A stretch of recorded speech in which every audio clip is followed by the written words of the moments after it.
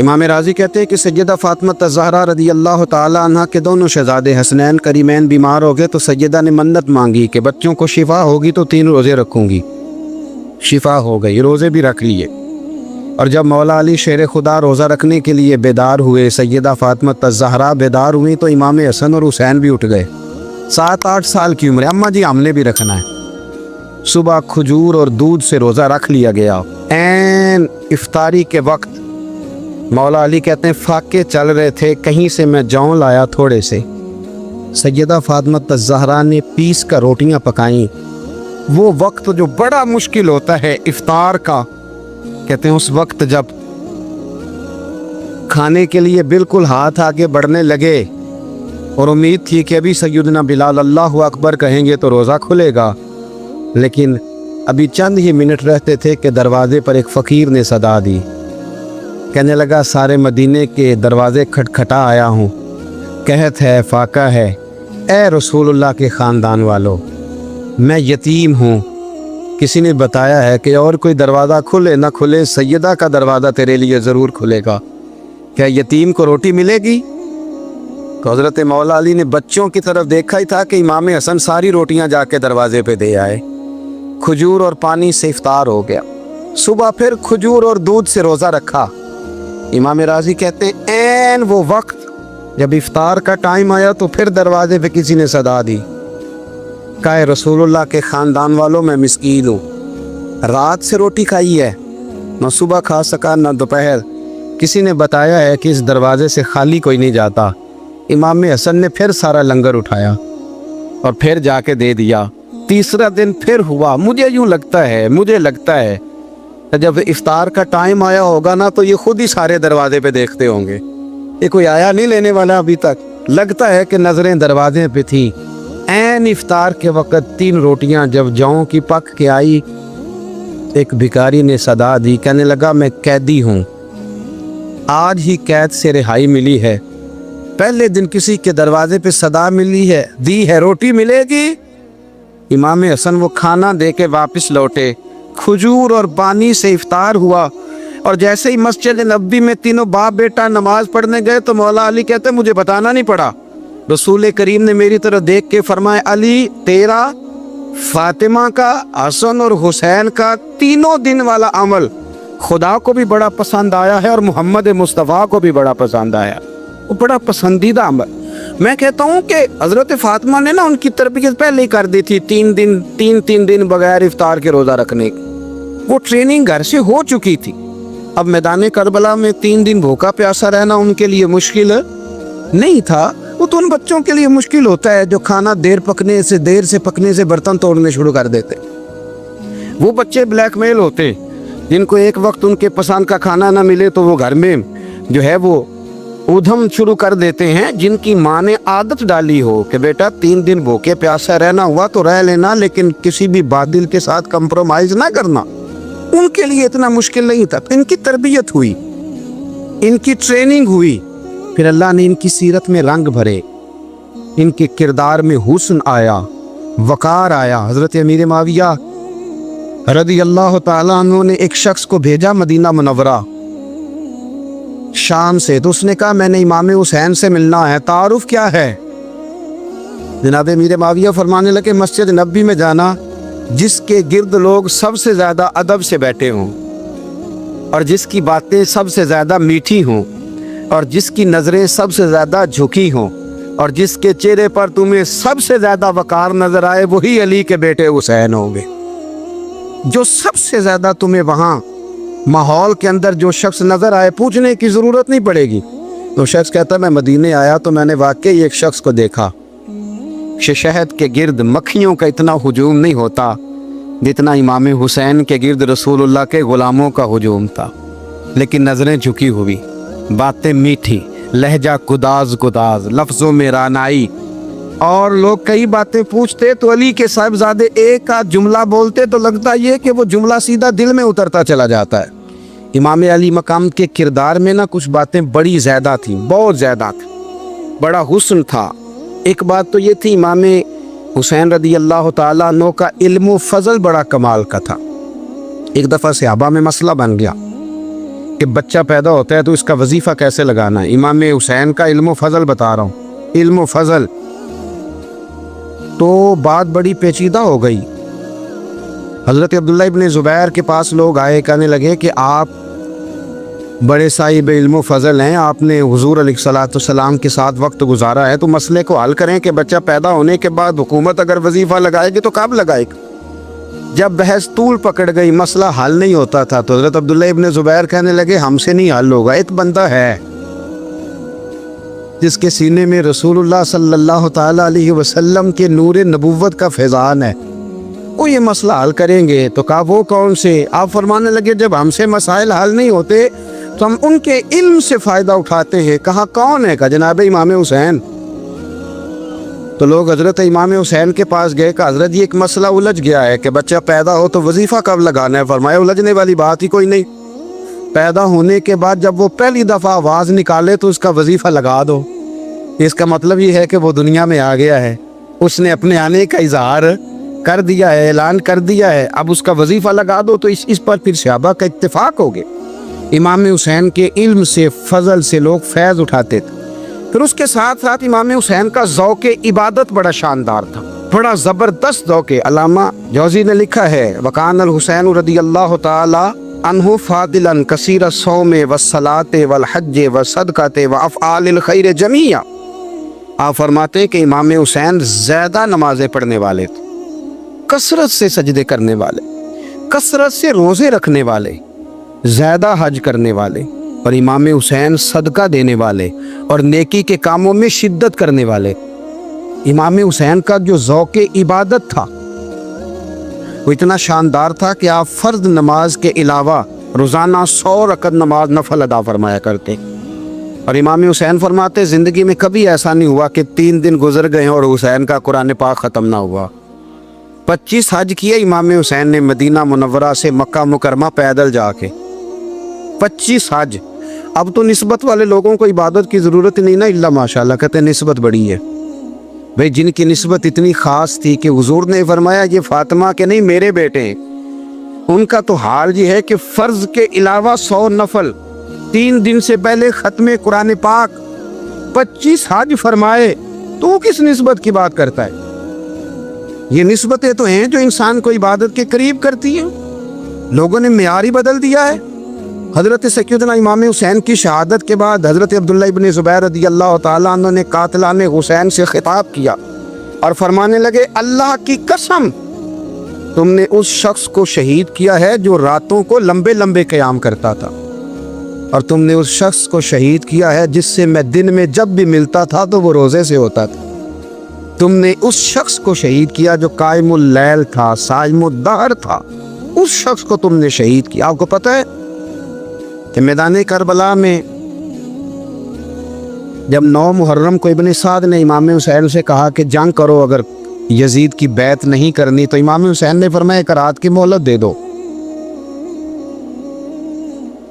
1 رات کی مہلت دے دو. حضرت امام زین العابدین کہتے ہیں میں نے اپنے والد گرامی سے عرض کی کہ ابا جی آپ جہاد سے دور جانے والے تو ہیں نہیں, آپ تو جہاد سے پیار کرنے والے, اور یہ بھی پتہ ہے مجھے کہ یہ جنگ اب ہو کے رہے گی, تو 1 رات کی مہلت لینے کا معنی کیا ہے؟ بھئی کل بھی لڑنا ہے اور رات بھی لڑنا ہے, تو ابا جی 1 رات کی مہلت. تو سیدنا امام حسین رضی اللہ تعالیٰ عنہ فرمانے لگے بیٹا رات کی مہلت اس لیے لی ہے کہ میں آج رات کھل کے اپنے رب کی عبادت کروں, میں استغفار کر لوں, میں لمبے سجدے کروں. اور کہا زین العابدین تو جانتا ہے نا کہ مجھے نماز سے, تلاوت سے, دعا سے اور استغفار سے بڑا پیار ہے. نماز سے مجھے پیار ہے, دعا سے مجھے پیار ہے, استغفار سے مجھے پیار ہے. فرمایا بیٹا میں نے اس لیے نہیں کہ میں چاہتا ہوں 1 رات اور دنیا میں رہوں.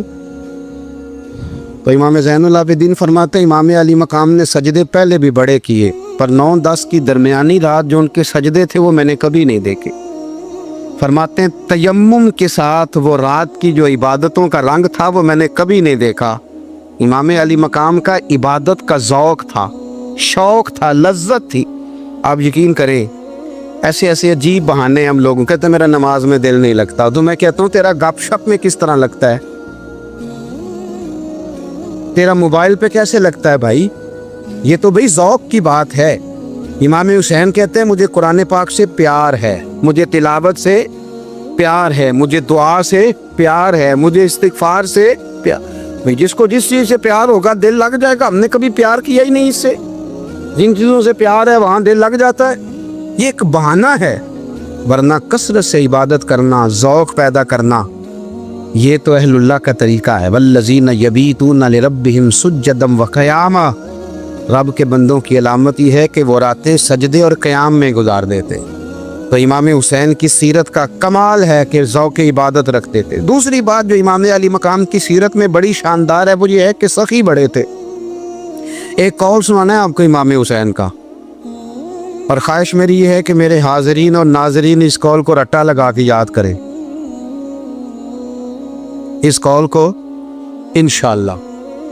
یہ قول جو امام حسین کا ہے نا جی، یہ جس دن مجھے ملا تھا نا تو میں نے بھی رٹا لگا کے یاد کیا تھا، اور میرے پاس جتنی ڈائریاں ہیں شاید میں نے سب میں لکھا ہے۔ امام علی مقام رضی اللہ تعالیٰ عنہ فرماتے تھے اللہ کی رضا کے لیے کسی شخص کی ایک حاجت پوری کر دینا 1 مہینہ مسجد میں اعتکاف کرنے سے زیادہ درجہ رکھتا ہے۔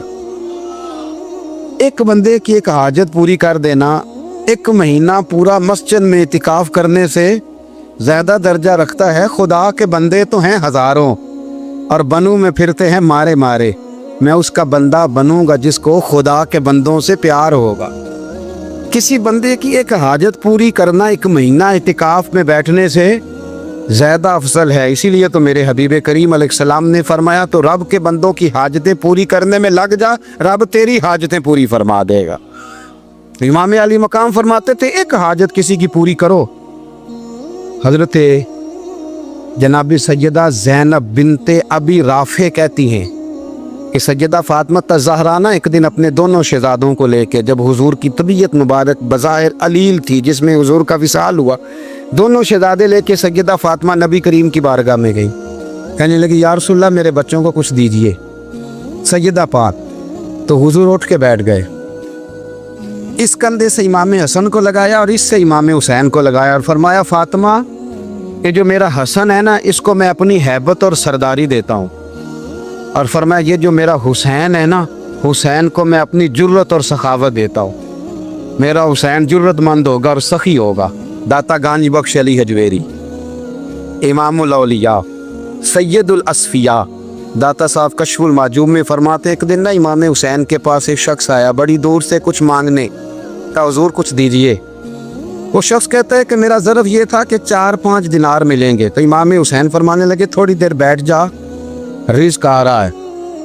تو امام حسین کو حکومت وقت کی طرف سے نا 5 تھیلیاں ملی جس میں ایک تھیلی میں 500 اشرفیاں تھی۔ 5 تھیلیاں آئیں، لیکن اس کو آنے میں نا ذرا دیر ہو گئی۔ وہ 5 تھیلیاں جب آئی نا تو امام حسین اس کی طرف 5 تھیلیاں بڑھا کے نا، ذرا دیکھنا میری طرف غور سے، 5 تھیلیاں بڑھا کے نا تو فرمانے لگے میاں جتنا تجھے انتظار کرایا ہے نا اتنی ہم تیری حاجت پوری نہیں کر سکے۔ تو یہ نہ محسوس کرنا کہ حسین کے دروازے پہ بیٹھا بھی رہا ہوں تو ملا کیا ہے، یہ نہ محسوس کرنا۔ وہ شخص کہتا ہے جب میں نے وہ تھیلیاں کھولی اور پھر میری نظر امام حسین پہ پڑی تو میرے اندر سے آواز آئی اگر حسین ابن علی اتنے سخی ہیں تو محمد عربی کتنے سخی ہو۔ اگر یہ معیار ان کا ہے، ان کا یہ معیار ہے، اور خود بھیک دیں خود ہی کہیں منگتے کا بھلا ہو، خود کہنے لگے جتنا انتظار کرایا ہے اتنی تیری مدد کر سکے۔ یہ سخاوت کا معیار تھا، یہ طریقہ تھا۔ ایک دفعہ سیدنا امام حسین رضی اللہ تعالیٰ عنہ کے گھر کے اندر نا 5000 دینار آئے، مسجد میں تھے، آپ کو 5000 دینار ملے تو امام زین العابدین کہتے ہیں کہ مسجد سے لے کر گھر آنے تک امام حسین نے 5 کے 5000 اللہ کے رستے میں خیرات کر دی۔ فرماتے میں نے کہا ابا جی 5 دینار کی گھر میں ضرورت تھی، مالاں والے سخی نہیں ہوندے تے سخیاں کل مال نہیں ہوندا، ایتھے اوتھے دوویں جہانی سخی کنگال نہیں ہوندا۔ کہا ابا جی 5 دینار کی گھر میں ضرورت تھی، تو کہتے ہیں مجھے فرمانے لگے بیٹا یہ جن کو میں نے دیا ہے نا یہ گھر کے لیے ہی دیا ہے، یہ گھر کے لیے ہی دیا ہے، جن کو دیا ہے تمہارا کیا خیال ہے یہ باہر خرچ ہوا ہے، یہ گھر کے لیے ہی ہے۔ اس لیے کہ جب انسان دوسروں پر شفقت کرتا ہے تو اللہ اس کے گھر پہ رحمت فرماتا ہے۔ امام حسین کے مزاج میں پہلی بات میں نے ذوق عبادت کی عرض کی، دوسری بات عرض کر رہا ہوں کہ صحابہ حضرت اسامہ بن زید بڑے پیارے ہیں میرے نبی کریم کے، بڑے پیارے۔ حضرت اسامہ بن زید کے بارے میں سیدہ عائشہ صدیقہ فرماتی ہیں ان کے ناک سے اگر ریٹھ نکلتی تھی تو اللہ کے رسول اپنے دست مبارک سے صاف کر دیتے تھے، اور سرکار فرماتے تھے کہ اگر اسامہ لڑکی ہوتا نا، ان کے غلام کے بیٹے تھے حضرت زید بن عار، اگر یہ لڑکی ہوتا میں اسے زیور پہناتا۔ بڑے پیارے تھے، لیکن جب ان کا آخری وقت آیا نا تو 60,000 دینار کا قرضہ تھا، رشتہ داروں سے کہا، دوستوں سے کہا، یاروں سے کہا، پر قرض ادا نہیں ہو رہا تھا۔ حضرت اسامہ بن زید کہتے ہیں بڑا پریشان تھا۔ جب حد ہو گئی نا تو حضرت اسامہ بن زید فرمانے لگے جاؤ کوئی حسین ابن علی کو خبر کرو، ان سے کہو میں نا غلام ہوں آپ کے نانا کا، مقروض دنیا سے چلا گیا تو کیا بنے گا۔ امام حسین کو خبر ملی تو دوڑے آئے۔ لاجپال اس پیر کو نہیں کہتے کہ تگڑا نذرانہ لے کے تو ماتھا چوم لے، لاجپال تو اس کو کہتے ہیں کہ جب ضرورت پڑے تو وہ سر پہ موجود ہو۔ حضرت سیدنا امام حسین تشریف لائے تو جناب اسامہ بن زید رو پڑے، کہنے لگے حضور میں نے نا غلامی کی ہے آپ کے نانا کی، اور اس غلامی پہ ناز ہے، اب 60,000 دینار کا قرضہ لے کے دنیا سے جاؤں گا تو میری قبر پہ بوجھ رہے گا۔ امام حسین خادم کو بھی کہہ سکتے تھے جاؤ گھر پیسے پڑے ہیں لے آؤ، امام حسین خود گئے، چادر روڑ کے تو اس کی اوٹ میں بکل میں 60,000 دینار چھپا کے لائے، اور جناب اسامہ بن زید کے سامنے رکھ کے کہنے لگے اسامہ یار پیسے رات کو ہی آئے تھے، میں سوچ رہا تھا مجھے تو ضرورت نہیں، اللہ نے کس کا نصیب میرے گھر میں بھیج دیا، مجھے تو حاجت ہی نہیں تھی، اب پتہ چلا پیسے تیرے تھے، اللہ نے حسین کی ڈیوٹی لگائی ہے کہ جا کے دے آ۔ حضرت اسامہ بن زید رو پڑے، فرمانے لگے اللہ آپ کو بہترین صلہ عطا فرمائے، یہ معیار تھا۔ اور پھر تیسری بات یہ کہ دل کے بڑے صاف تھے، دل بدستاور کے حج اکبر است، از ہزاراں کعبہ یک دل بہتر است۔ شیخ سعدی کہتے ہیں کہ درویش کہتے ہیں کہ کسی کا دل رکھ لینا نا، دل راضی کر دینا کعبے کا 1000 بار حج کرنے سے بہتر ہے۔ دل بدستاور کے حج اکبر است، کسی کا دل راضی کرنا حج اکبر ہے۔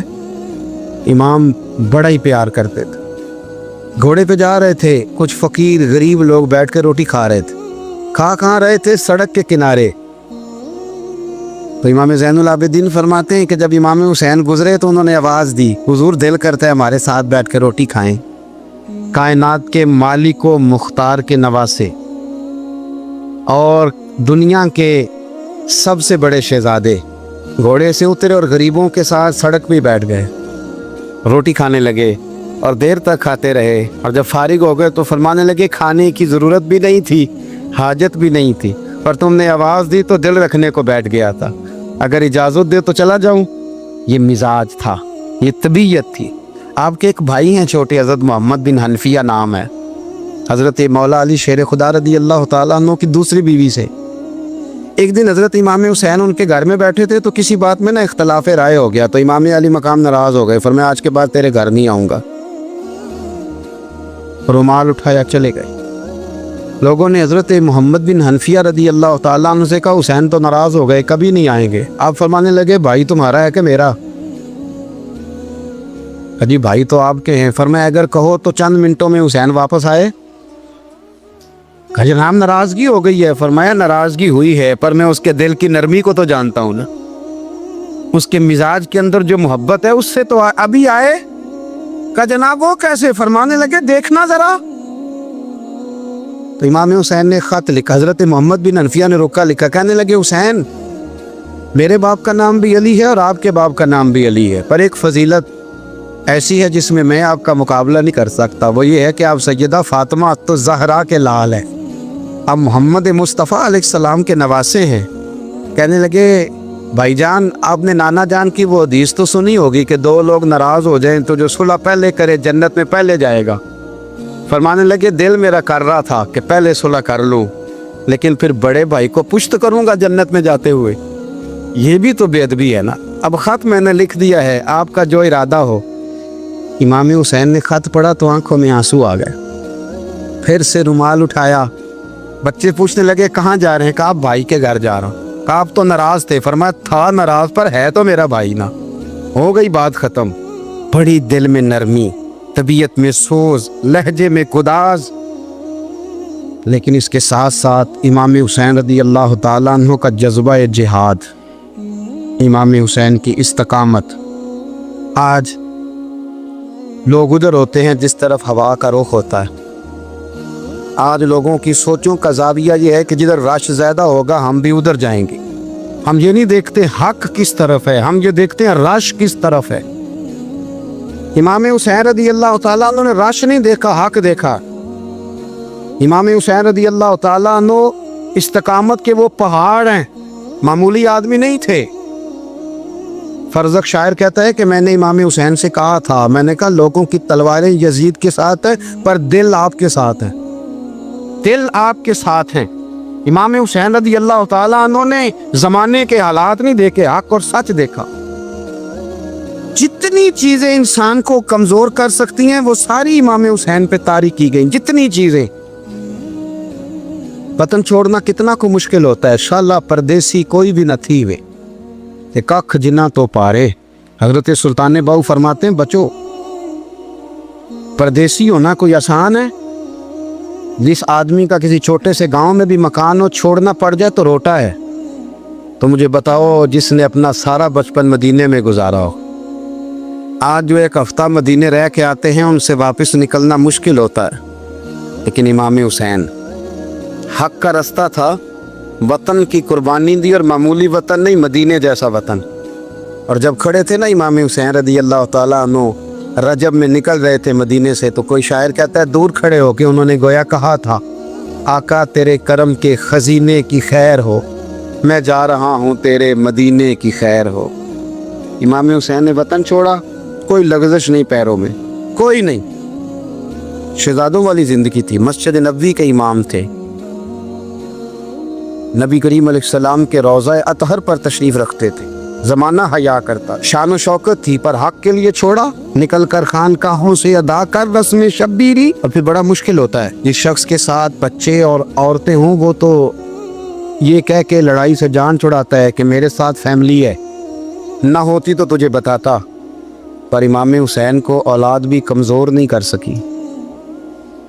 औरतों का साथ होना कमज़ोर नहीं कर सका। फिर इमाम अली मकबूल कितना मुश्किल काम है।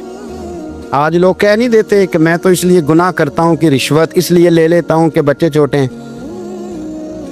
10 दिनों की कमो बेश सफ़र, 3 दिनों की भूख और प्यास, पर हक के रास्ते में इमाम हुसैन को कोई चीज़ कमज़ोर नहीं कर सकी। और फिर वो जितनी बातें लोग कह सकते थे वो सारी कहीं गई, सारी। और आके अर्ज करने लगा हुजूर ये कोई मामूली दुश्मन नहीं, ये वो जालिम हैं जो लाशों पे भी घोड़े दौड़ा देते। तो इमाम अली मकाम फरमाने लगे जो शहादत का जज्बा लेके निकले वो फिर अंजाम नहीं देखा करता। वो अंजाम, वो जितनी चीज़ें जो इस्तकामत के रास्ते में आ सकती हैं वो सारी चीज़ें रास्ते में आईं, पर इमाम अली मकाम ने किसी चीज़ की परवाह नहीं की। आज का मसला ये है कि आज लोगों में इस्तकामत नहीं है।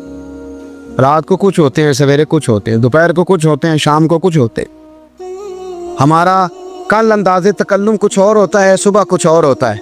इमाम अली मकाम मैदान में रहे। एक मैयत घर में हो जाए तो कई दिनों तक आँख खुलती नहीं, होश रहता नहीं। सबसे ज़्यादा मसाइब इमाम हुसैन ने देखे, सबसे ज़्यादा। और घोड़े पर बैठने से पहले पहले सारी तकलीफ़ें आप देख चुके थे। बाप का जनाजा उठाना आसान होता है, बेटे का जनाजा उठाना बड़ा मुश्किल होता है। पर इमाम हुसैन ने बेटों के जनाजे उठाए। हज़रत अली असगर की लाश को इमाम हुसैन ने अपने दस्ते मुबारक से दफन किया। और जनाब अली अकबर की मैयत को जब आप उठा के ला रहे थे तो सैयदा ज़ैनब फरमाती हैं कि मुझे यूँ कभी लगता था हुसैन का कद बड़ा है और कभी लगता था अली अकबर का कद बड़ा है। और फरमाती हैं कि फिर हज़रत कासिम बिन हसन को भी वो उठा के लाए और जनाब अब्बास के वजूद से अलग होने वाले बाजू उन्होंने ला के हज़रत अब्बास के वजूद के साथ भी रखे। انہوں نے یہ سارا منظر دیکھا، لیکن جب حسین ابن علی اپنی دفعہ گھوڑے پہ سوار ہوئے تو لگتا یہ تھا کہ ان سے زیادہ بہادر کوئی نہیں۔ ایک جملہ بھی یزیدی فوج کے سامنے امام حسین نے کمزور نہیں کہا، ایک جملہ بھی، ایک فکرہ بھی کچا نہیں بولا، کہیں بھی کوئی منت نہیں کی، کسی جگہ بھی ان کے پائے استقلال میں کوئی لغزش نہیں آئی۔ جب لوگوں کو پتہ چل جائے کہ اب سامنے موت ہی موت ہے، سوائے اس کے چارہ کچھ بھی نہیں، تو بہت ساری رخصت اور اجازت تو دین بھی دیتا ہے، اور امام حسین کسی جگہ کسی رخصت پر عمل کرتے نظر نہیں آتے۔